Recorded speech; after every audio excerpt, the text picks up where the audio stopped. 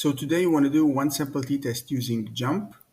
So we have a small data set, for example, and this is what we need to do.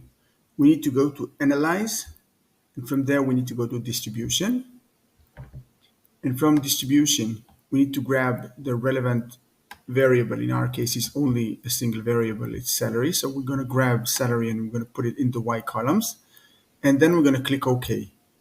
And now we got this result.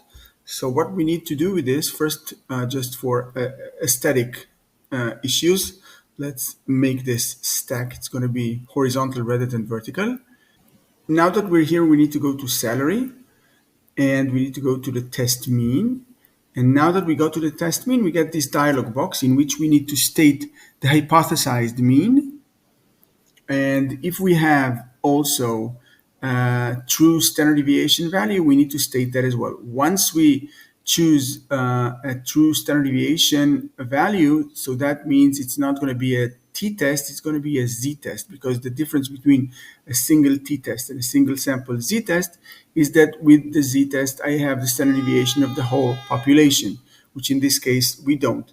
So let's assume that the value that we're looking for would be 13,900.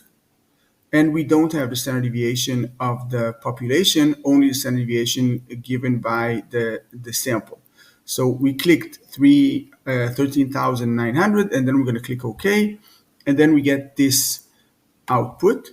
So what we have here, first of all, we can see that the mean of the sample is 14,051. We see the standard deviation as well. We see the standard error and so on and so forth.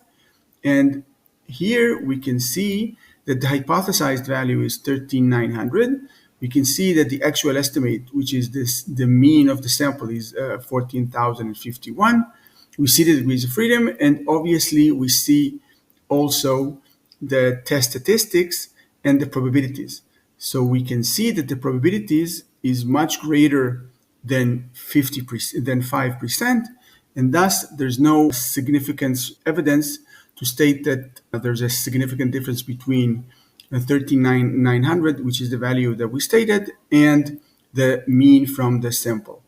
And this is how we do single sample t-test using JMP.